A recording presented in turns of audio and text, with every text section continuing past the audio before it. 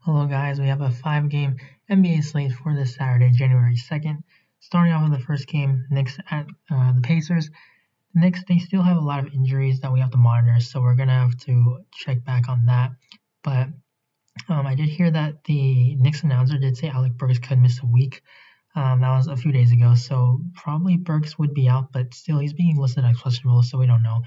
Knox is probable, and all these other guys are out. Quickly is also questionable, so just a lot of these injuries we have to monitor, and it really does affect Alfred Payne a lot because if all these guys are out, Alfred Payne's minutes are a lot safer, and his usage, all of that. It was a blowout last time, so he only saw 23 minutes, but Payne's just someone that always has some solid upside, but a pretty low floor. Just the minutes, those are a problem, and then also he sometimes just isn't that great overall as a player, so we have to watch that. 6,100 still is in play because of how thin like the Knicks have, how thin of bodies they got. So Alfred Payne is someone to keep in mind. Julius Randle 9.1K, just a little bit too expensive for me. RJ Barrett, he's been taking a lot of shots, but he just hasn't been hitting them. Like when he does hit a lot of the shots, like his first game, this is the kind of upside that he has because he's able to contribute to everything else. So I mean, just those threes, he has missed all of these threes his last 4 games. When he starts to hit some of the shots, and all these are like a lot of good looks too, he's just missing. So, bottom line, if you get a game where he's actually hitting the shots, 6,700, he's gonna absolutely crush his price tag. So, RJ Barrett is gonna be in consideration for tournaments. Mitchell Robinson, tough matchup against Miles Turner and Sabonis, but if he stays out of foul trouble, gets minutes, he has pretty solid 40-point upside. So he's someone also for tournaments. And I mean, because it is a short slate, maybe we can look at Austin Rivers, Nerlens Noel. Noel, obviously, if Robinson gets into foul trouble. And then for Rivers, if Burks, quickly, all these guys are going to be out. Rivers has a better path to getting close to or over 20 minutes. Pacers side, the big news here is TJ Warren is out, and that's actually going to help, obviously, Aaron Holiday because he's starting and then just slide everyone down.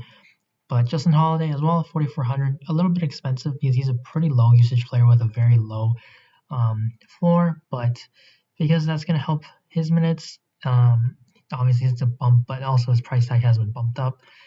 But the usage, Victor Oladipo sees a 4% usage increase with TJ Warren off the court. So he actually is over at 30.6%. That's last year as his usage rate. And so he's been playing really well even with Warren in. And now you take Warren off the floor. And this being a matchup against the Knicks, Victor Oladipo is going to be one of my favorite plays. 6,700 price tag has been hovering around this price tag or this range for the whole season. So I really like Oladipo. Other guys, Sabonis 9,400. He deserves his price tag. It's weird seeing him this expensive, but he's definitely well worth it. I wouldn't be surprised if he's in the winning lineup because I mean he's just an amazing player and he plays a lot of big minutes. Brogdon's okay, 7,400. Alfred Payne not the best defender, so he's in play. And all these guys, all their starters, they're gonna get more usage because of TJ Warren being out. And on top of that, Pacers stars usually do play some pretty heavy minutes. So yeah, blowout might be a concern, but we've seen some weird things so far this season. Doug McDermott, he's been playing really well, but he is pretty shot dependent, and he got 9 rebounds last game. So it's tough to see him get these kind of rebounding numbers, especially because you're taking out TJ Warren, and it's not Sabonis or Miles Turner that's gone. So it's not like more rebounds really opened up. He's just really shot dependent at 4,900 coming off the bench. It's tough to get to him. I would like TJ McConnell, but he only played 9 minutes, and when he does get the minutes, he's pretty productive. Like I remember when he played the Knicks when he was on the Sixers, he actually got a triple double off the bench or something. So he's got really good upside. He's always a productive fantasy player, but he's still coming off the bench, and they still got a lot of healthy bodies out there that can handle the ball. OKC against Orlando. Orlando's pretty banged up, so OKC not supposed to be a good team this year. I don't really want to say that this is going to be a blowout because both of these teams haven't looked that great. And OKC, we know SGA is the guy right now, and his minutes, they should be into the mid-high 30s. Last game blowout. And he's someone that's usually pretty productive, like all across the board. So last game, he just didn't shoot well. His peripherals were a little bit lower, and then obviously the blowout. So he didn't do that well, but I mean, his price tag is slightly coming down now. And even though it's against Orlando, they're a tough defense. They play pretty slow. I still like SGA because he is the main Thunder guy, and he's always going to be able to get pretty much all the usage that he can handle. And he just contributes in a lot of ways that at 7,900, he can very well just overall be the top scorer on the slate. So I like him quite a bit. Horford, George Hill, both of them are just veterans that they don't play as many minutes as starters usually play. Baisley, his price tag is not really for me. Dort's kind of expensive as well, just 5,100 for a defender who is really shot dependent, who's really not a great 3-point shooter. Even though he did have some good shooting games, it's just not a player that I want to target here. And then for value, Diallo, I mean, for a short slate, you can take a shot on him, but just these guys all have pretty low floors, and unless there's some injury or something, we can't really go there with a lot of comfort. Orlando side, we have to monitor Evan Fournier in questionable status. Terrence Ross is probable, so Michael Carter-Williams, if Fournier is out, he could possibly start again. Terrence Ross, I don't know if he's going to start because he's going to be back now, or maybe he comes off the bench again, but that certainly is going to help the usage if Fournier is going to remain out. And Aaron Gordon, 5,600, something to know for him is that, again, it was a blowout, but his minutes, they've always been a concern. He hasn't played that great either, but his price tag is coming down, and OKC, it's not a bad matchup at all. So if there is a game that he can stay out of foul trouble, he can get closer to 30 minutes, there is certainly an upside when he's this cheap. And then Vucevic, 8,700, OKC. Al Horford's not a bad defender, but if Fournier is out, even if he's in, you can still definitely go with him because he's someone on the slate that, because there are limited pay-up options, he's got a really good ceiling, and he's someone that can definitely go out there, put up like a 30 and 12 game or something. And so for a 5-game slate, that kind of numbers, that kind of upside, you want to have some exposure for tournaments. And then Cole Anthony is okay, but he definitely was aided by blowout run, which allowed him to get to 30 minutes. Because he was he's the rookie, they allowed him to jack up 18 shots. If Fournier is out, Dwayne Bacon could be worth a look for tournaments, but again, it's a guy with a very low floor. And then on to the next game, Charlotte. They're on a back-to-back, same thing with the Hawks, but because this is a relatively young team, I don't expect anybody to rest. Some of the older guys like Biyombo, he played last back-to-back, so I think he should be good to go, and they're going to need a size out there to defend Embiid.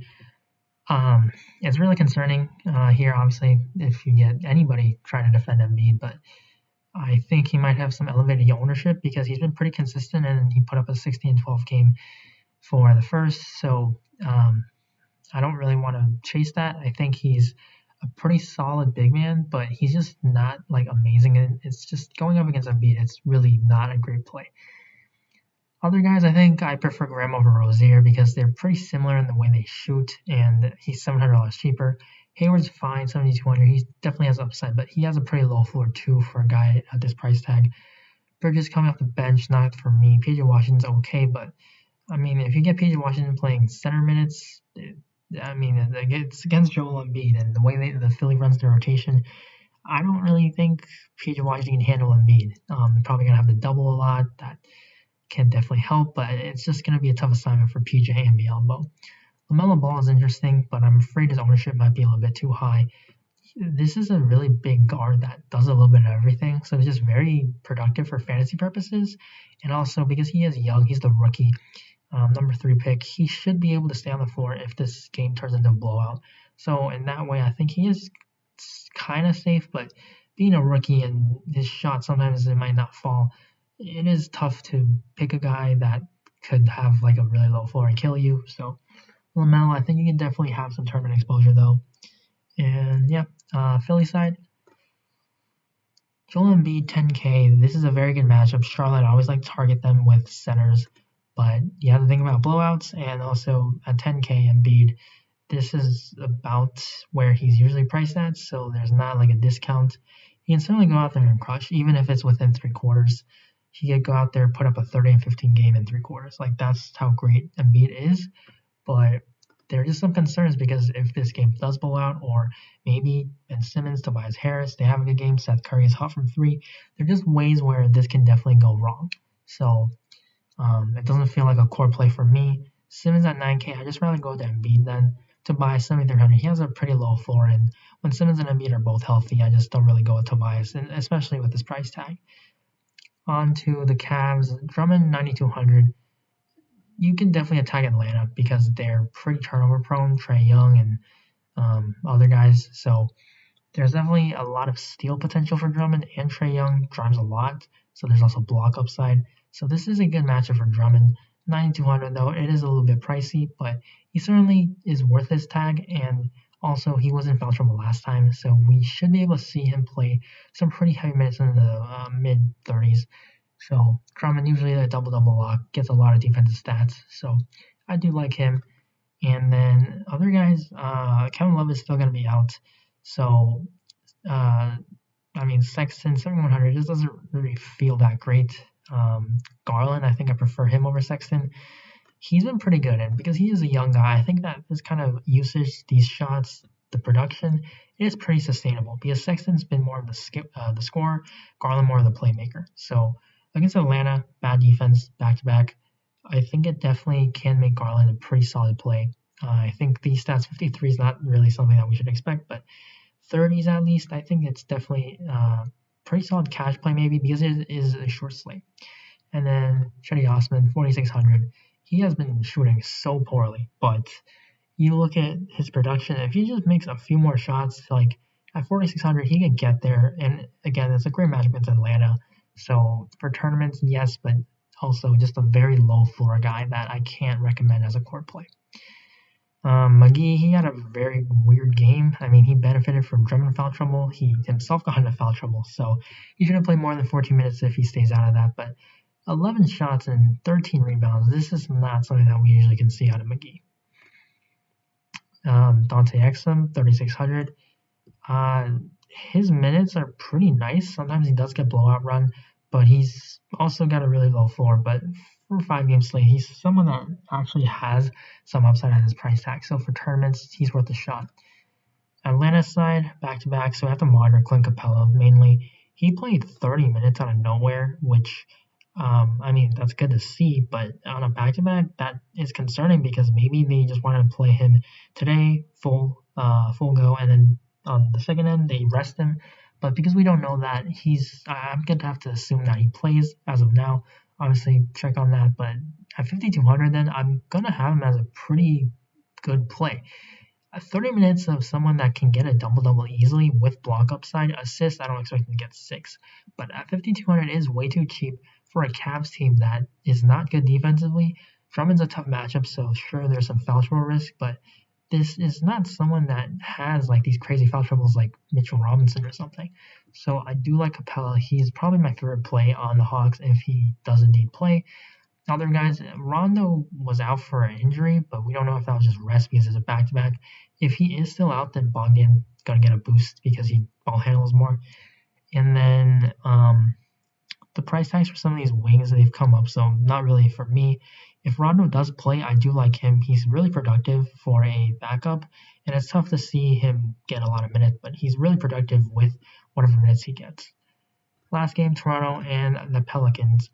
This should be a fast-paced game, and Toronto is the better side. Siakam will be back, but Pelicans were able to actually blow this team out with Zion, Lonzo, in foul trouble in the opener. So I'm not going to be predicting blowout risk. So Siakam 8,300 very much in play. Lowry, VanVleet as well. They finally bumped up their price tags a little bit.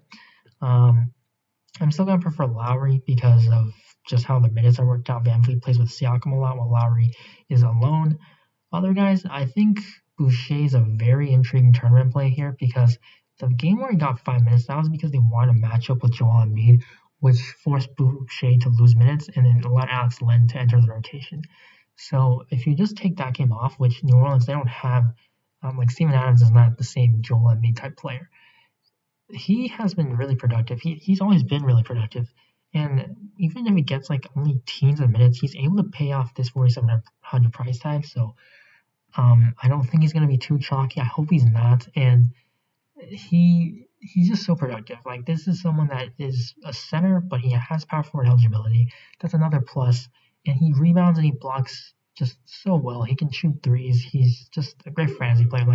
If there ever is a time where he can actually start getting a lot of minutes. This guy is going to get like into the 7K range. So I do like him for tournaments. Very low floor though, because he has some foul trouble issues and his minutes are just that consistent. That's pretty much it for this side. For the Pelicans, Ingram, it was a total BS ejection last time. That was not intentional, but hey, he was crushing. It's unfortunate, but it's another new game. So against Toronto, I don't have concerns about OG Anunoby defense. He was able to absolutely destroy him. Ingram, I like him over Zion again because of his assist upside. Zion doesn't have that same thing. Obviously, Zion can rebound a little bit better, but Ingram is the more complete scorer right now. And then also Zion, he is center, so Ingram, he doesn't take up a valuable center spot. For Lonzo, not as interested here because Lowry and VanVleet are very good defenders, same thing with Bledsoe. But certainly Bledsoe is cheap enough where he can reach like a ceiling game. JJ Redick is pretty cheap now. He just hasn't been shooting well at all, but his minutes have been relatively consistent. So if he gets a game where he's able to shoot well, 3,500 is definitely way too cheap. So for tournaments on a small slate, he's worth a look. Now, overall, for the slate, Shai Gilgeous-Alexander, going to be one of my favorite plays. And then Brandon Ingram. And because we don't really know, it's going to be Capella, but just make sure I'm going to update this if he does indeed rest. And then Garland and Oladipo. Oladipo probably going to be my favorite play as of now with the news that we have right now because TJ Warren just being out, it really does boost everyone on this Pacers team. So that's going to be the core 5 for the January 2nd slate. Thank you guys for watching. If you enjoyed, please leave a like and subscribe to the channel for more videos. So thank you guys once again, and make sure you follow me on Twitter at BobFools. Link will be in the description below. And good luck on this slate. I'll see you in the next video.